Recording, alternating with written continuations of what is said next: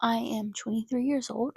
I am in $20,000 worth of debt, and I work 3 jobs. And I feel like my life is spiraling out of control. So, before we get started, welcome to my channel, or welcome back to my channel. My name is Micaiah Parsons, and I focus on lifestyle videos. Started out with videos just about teaching, and making money as a teacher. And now I've I hope to expand the channel to focus a bit more on just myself holistically. I think that I know I don't have as much life experience as someone who's older than me, but I think I have a lot of life experience for someone who's only 23. Um, and I just think it might be helpful for other people to hear this, use it as cautionary tales, or to just relate to it, to feel some sense of hope in everything. So, yeah, without further ado, let's just jump right into it. All right. So the question that I most commonly get asked is how I got into so much debt. Um, to explain that, I should give just a brief context. I grew up in a single parent home. Single parent and multi-generational. So it was my mom, my two grandparents, my aunt, her son, my uncle, on and off, my other aunt, on and off, her children, on and off. Um, did I already say my two younger brothers? Okay, well, my two younger brothers, and myself, my cousin, once his mom passed, which wasn't until I was in high school. So, yeah, those are the people I grew up with. Very loving family. I feel very fortunate to have them. I will say that my mom had me when she was in high school. All she has ever known is work. She has known working to make sure that I can have everything that I want in life. Um, she's never been into things like investing, or I don't think that she ever learned how to live past tomorrow. I don't think that she had that luxury, if I'm being quite frank. Um, and that is not dissing her. She has done everything that she can for me in this life to make sure that I have what I need. Sometimes it's not that that wasn't enough for me. I don't think that that was enough for our long-term wealth, right? Um, so yeah, that's the context in which I grew up. I was always a really introverted child. My interests were reading and writing fan fiction on Wattpad from the age of 11 years old. Um, I loved writing. I still love writing. I'm an English teacher now because of how much I loved reading and writing. So, yeah, those are the things that I grew up doing. I did not care much about money growing up. Um, all I knew about money was that it caused people a lot of hardship. We did live below the poverty line. We did experience luxury in some regards. I mean, luxury, right? We lived more middle class in some respects, I think, because of the multi-generational nature of my living situation. Um, my mom didn't have to worry about paying for housing, so a lot of what she put that money toward instead, because we lived in my grandparents' house, was food. We ate out a lot. She was not home to cook meals for us. My grandma did cook until she began to suffer from some health issues that prevented her from doing so. By that point, we hadn't really learned how to cook ourselves. So we ate out all the time. Um, I was very used to eating McDonald's. Um, Growing up for dinner every night, and which is no shade to my family. Again, we did definitely have home cooked meals. Even whenever we were eating out 2 or 3 times a week, we would still have home cooked meals, so they did what they could, but we did eat out a lot. um and she also spent her money on things like her hair. She could try to get my hair done a lot. As you can see, I never really figured out that whole thing. But I didn't really like having it straightened. She has Bath and Body Works addiction, so if she's watching this, then mom, yeah, it's time to accept it. No, she fully accepts it and knows it. So yeah, those were some of the things that I saw people in my life spend money on. I did not see people spend money on things like housing. I did not see people in my life spend money on health because we qualified for food stamps and Medicaid. Um, and so yeah, like what we were using to make home cooked meals was food stamps, and I think that some of the reason why we ate out were like just limitations. Like food stamps don't cover everything, so that was the other piece of it. Um, and so yeah, that was like the sort of childhood that I grew up having and that I experienced. There was a point in time whenever I became aware that it wasn't all us eating out. um, there were times whenever there were conversations about how we would keep the lights on, having to borrow money from like an extended relative, things like that. There were times the lights were shut off. It's only like once or twice when I was growing up. They did really everything in their power to make sure that that never happened. Um, there were a lot of conversations about how hard it was. And it got to a point where I was 18 and well, first before that, when I was 16, I started working. I actually started working at 15. Was let go from that job because of how many restrictions there were on how much I could work and what work I could do by the state of North Carolina. So I did hold that job for a very short time only. Um, then I went back into that was a fast food job. I went into fast food again when I was 16. I worked at a Bojangles for just a little while. I didn't really like the work culture there. Um, so I did stop working there because I just didn't like the work culture. Like I just felt like people were mean and I'm a sensitive person. Um, so then I started private tutoring. Um, I developed this reputation in my small community from Taylorsville, North Carolina, if I didn't say that already. I developed a reputation in this community as being very smart. And people put a lot of like hope and faith and trust in that, and they really supported me as best they could because of that. They felt like I was a hard worker, and they felt like I had like a natural gift for picking things up quickly and being able to explain those things to others. So yeah, um, I did private tutoring for a while. That was not enough money to pay things like eventually I got a old used car and that cost us like a couple $1,000s and it was 2002 Honda Civic. Would still be driving that car today probably if I had not crashed it on ice, but that's a conversation for another time. So what was I even saying? So basically had that work behind me and after the tutoring I wasn't making enough money to make payments um like gas. Like I wasn't even making enough to be able to keep gas in my car to justify the cost of going to and from those tutoring sessions. So then I started working at Domino's. I became a manager there and I was making not like great money, but I didn't have bills to pay, so I liked the money I was making. Like my mom let me keep it, my family let me keep it. I did buy food for that for all of us occasionally, but there was no like real expectation on it. So um yeah, I started buying clothes. I started buying books. I started paying for streaming services, and those were like the three top things I spent money on. Whenever I went to college on a full ride, and so we thought everything was paid for. But it was college out of state. It was 13 hours away at Amherst College in Massachusetts. And even though I did receive a lot of money from Amherst, like that institution, they really did try to cover my bases for me. There were things that I think that they just couldn't account for. The cost of flights I often paid for out of pocket. The cost of moving my things to and from I paid for.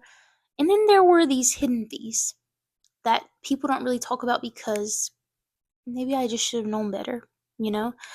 But I didn't no one explained to me the transition from Medicaid to not Medicaid. Um, and I didn't really understand how health insurance worked. When I had Medicaid, things just were paid for.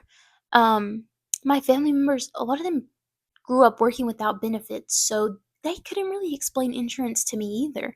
And so as I started to like have some health problems or get sick, I was paying for like these quick fix things out of pocket because I was under the impression that I didn't have insurance anymore. Um, and so yeah, I it was like it was talked about as really good that I was approved for credit in my family. Like other people in my family, like they hadn't been approved for it. They had debts for like cars, and personal loans and stuff like that, right? So whenever they saw that like I have no credit history and my credit is really good and I'm getting approved for loans and student credit cards and stuff, everyone was really celebrating it and they were like, "Yeah, like you should be proud," as though it were like money I'd already earned. And I think that you just kind of have to live in that headspace to understand why that's a thing. Like why it was treated as disposable income even though it wasn't.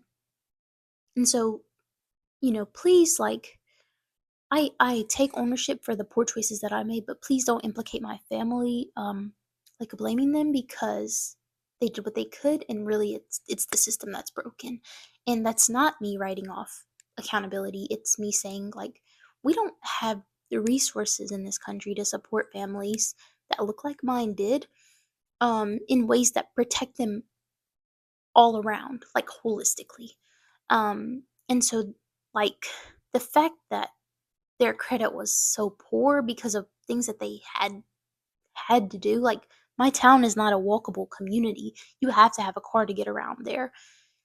Their credit being lower because of things like that and because they don't have education and so they're not able to make as much money and maybe there's an emergency and they fall behind on credit on car payments and then they have to take out credit cards or loans to pay for those things. Like I'm not saying that they're not adults who can make choices. I'm saying that I think that unless you've been in that position, you take for granted the ease of access to information about things like that and sort of predatory practices from credit card companies that prey on people in situations like that, frankly.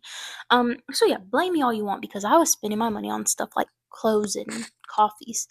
Um, and they had like a longer history of financial hardship that I'm still struggling to understand myself, all the nuances of it.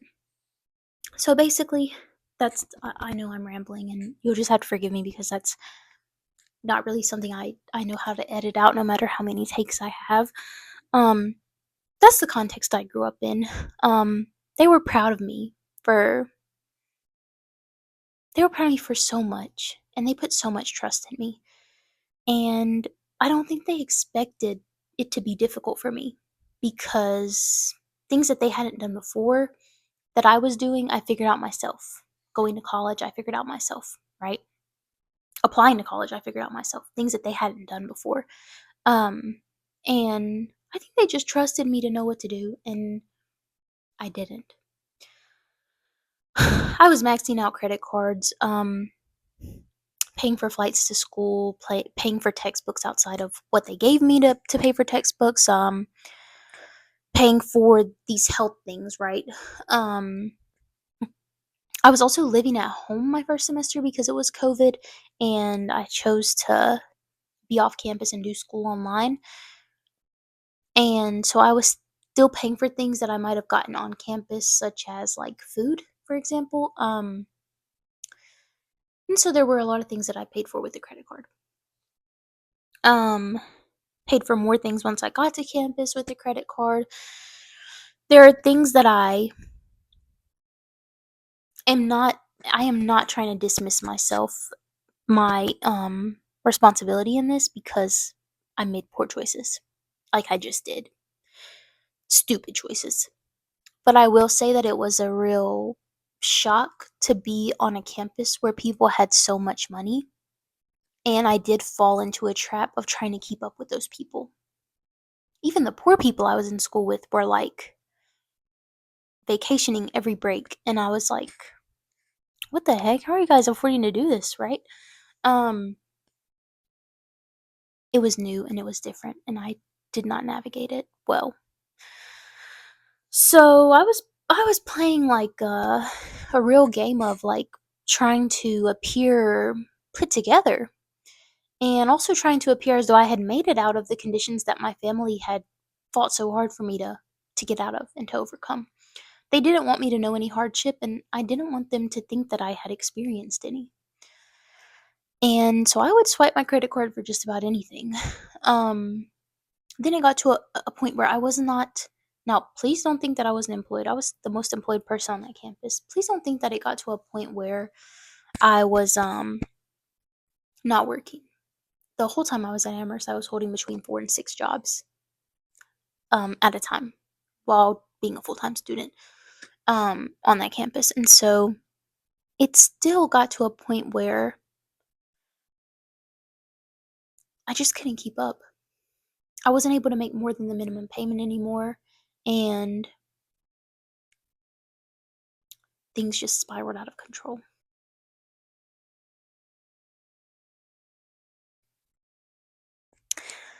I realized that things were I realized that things were at a point of no return. The summer whenever I left Amherst and I moved back home to attend Wake Forest University for my master's program, master's in education. So then I was using credit again to move back 13 hours down the coast to North Carolina, and then I had to start paying rent. Um, Started paying to eat again after having lived at Amherst and been eating at the dining hall, which I did not take enough advantage of. And that's a story for another day, but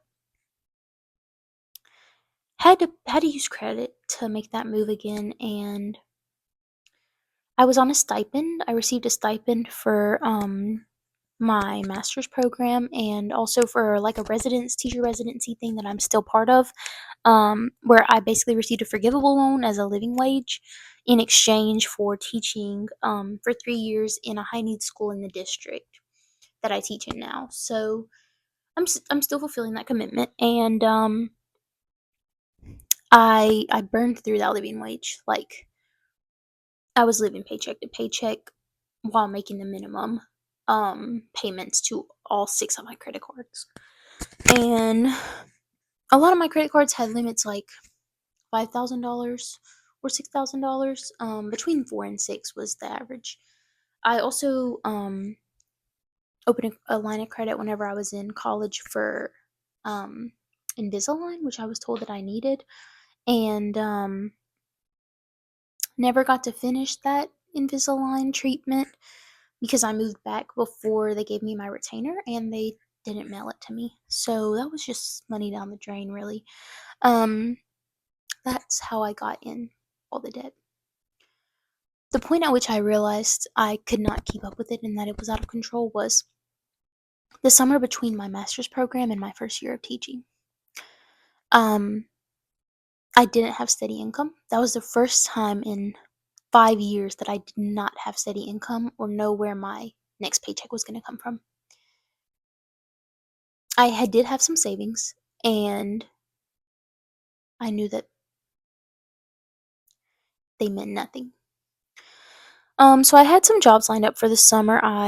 Picked up the job that I have now, working part time at Wake Forest University as a study coach for student athletes. And I worked as a teaching fellow at Governor's School, but it was only a 4-week program. So I needed help. I am still struggling, but I do have a plan.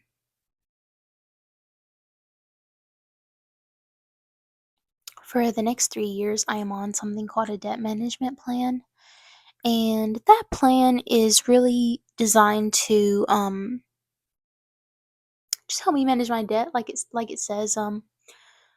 So I reached out to this nonprofit called Green Path, and they negotiate with my creditors and say, is there any way that you could put the interest rate at 0 to 2% if Micaiah agrees to completely pay you everything, like my total credit line, um, in 3 years? Is there a possibility that you could lower the interest rate? My creditors have agreed to that, most of them, and yeah, that's where I'm at now. It's hard. I am working my two jobs, full-time teacher. Um, Please don't judge the fact that I'm a teacher when I made such poor choices. I do in fact have a working brain up here. Um, and I'm still passionate about reading literature and just thinking and curiosity. Um, and I have a very tight budget. I do still pay for some things that are not strictly necessary, such as my I do like cable that I pay for, and it comes with some streaming services for free. Um, I still get book of the month. Um, and yeah, I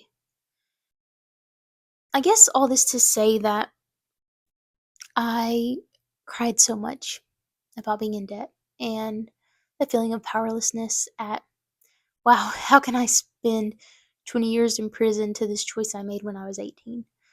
Um, and now I'm taking some more control of it. I'm on that plan now. I am trying to start this, trying to start this YouTube channel and help people not make the same mistakes that I did. This isn't like something that I see as being a viable source of income in the future, but maybe it'll help eventually.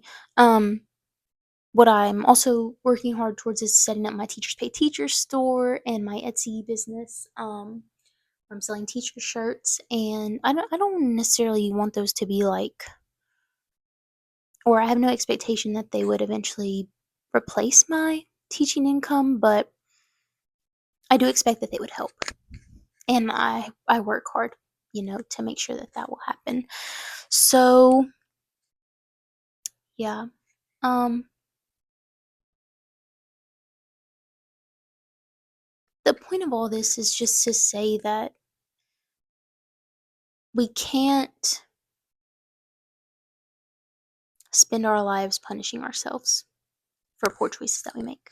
But we do have to, accept the consequences of our actions. And I guess the purpose of this channel is sort of a diary, sort of like I said before, cautionary tales, for people, just to say, like, I see you and I'm with you, and life is hard, and we'll get through it together, and let's keep trying. Let's keep trying. And so I hope that this channel will become a place where I can spark interest in my hobbies. I can share the struggles of this difficult time in my life. I can be a whole person, not be an indebted person, or just an indebted person, not be just a teacher, not be just a reader, not be just a writer, but hold space for all of those things. So yeah, thanks for listening, and I'll be back with another video soon.